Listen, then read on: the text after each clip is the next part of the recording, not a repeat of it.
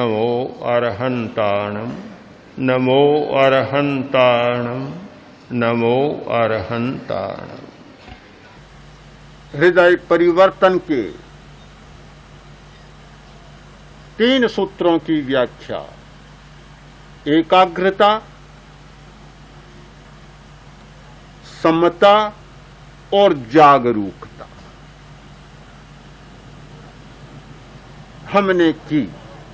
हमने देखा कि इन सूत्रों का अभ्यास किए बिना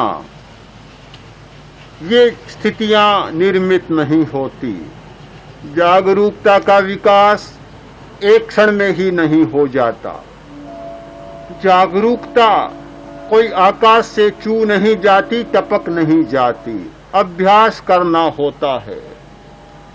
समता का भी अभ्यास करना होता है और एकाग्रता का भी अभ्यास करना होता है। यह शिविर, ये निकम्मा बैठने का शिविर नहीं है। बाहर से लगता है कि आदमी निकम्मा बैठा है, किंतु भीतर में तो एक बड़ी ज्योति जल रही है, बड़ा पुरुषार्थ चल रहा है, बड़ा प्रयत्न चल रहा है। आंतरिक प्रयत्न, आंतरिक ज्योति और अंतर का पुरुषार्थ काम कर रहा है।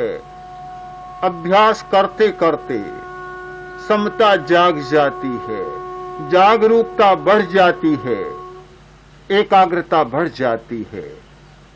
सांझ के समय गमन योग हो रहा था।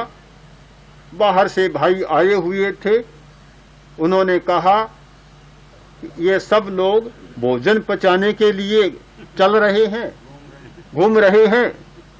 मैंने कहा इतना खाया ही नहीं कि चलकर पचाना पड़े। इतना मिला ही नहीं बेचारों को कि जिसके लिए बहुत दौड़ धूप करके पचाना पड़े। न तो कोई भारी चीज मिली, न कोई गरिष्ठ खाना मिला, न कोई इतना चिकना चुपड़ा घेवर मिला। पुराने ज्यादा गरिष्ठ चीजें होती है, ये कचौड़ियाँ, पकौड़ियाँ, घेवर, तली हुई चीजें, कुछ भी मिला नहीं। यहाँ तो देखने को भी नहीं मिलता। राम राम जपो, बस कुछ भी नहीं है। ये खाया होगा तो 1-2 फल खा लिए होंगे, 2 केले खाए होंगे, 1 सेब खाया होगा, थोड़ा दूध पी लिया होगा, बस। और मिलता क्या है कि जिसे पचाने के लिए इतने चक्कर लगाने पड़े, कोई आवश्यकता नहीं। हाँ, चुपड़ा फल का ही नहीं मिलता, एहसान को तो मिलता ही नहीं है। तो उसके लिए नहीं, ये गमन योग कर रहे हैं, चलते हुए भी ध्यान का प्रयोग कर रहे हैं कि केवल चलें, केवल चलें, चलते जाएं, चलते जाएं, चलने का अनुभव करें, केवल चलने का अनुभव। न कोई विकल्प, न कोई चिंतन, न कोई स्मृति, कुछ भी नहीं, केवल चल रहा हूं। पैर उठ रहा है, दायां पैर उठा, बायां पैर उठा, चल रहा हूं। केवल चलने की स्मृति, केवल एक ही स्मृति और सारी स्मृतियां समाप्त हो जाएं। ये गमन योग है, ये जागरूकता का प्रयोग है, ये भावक क्रिया है। भावक क्रिया कि जिस समय जो काम करें उस समय उसी का अनुभव रहें। चलते समय चलने का अनुभव, बोलते समय बोलने का अनुभव, बैठते समय बैठने का अनुभव, हाथ उठे तो हाथ के उठने का अनुभव और हाथ नीचे आए तो हाथ के नीचे आने का अनुभव, सोए तो सोने का अनुभव और खाए तो खाने का अनुभव। जब इस जागरूकता का निर्माण होता है तो भय को घुसने का मौका ही नहीं मिलता। भय तब घुसता है कि आदमी मूर्छा में होता है, आदमी नींद में होता है, तो भय भी सताने लग जाता है, भूत भी सताने लग जाता है। बहुत सुंदर वाक्य है कि भीतो भूते हिं घिप्पति। भूत डरे हुए आदमी को सताता है। जो डरता नहीं, भूत स्वयं दूर भाग जाता है। वहां फिर क्या करेगा बेचारा? उसे तो चाहिए शरण, रहने को मकान चाहिए, और मकान भी वह मकान चाहिए जहां भय का वातावरण बना हुआ हो। और भय में आएगा तो स्वयं डर जाएगा।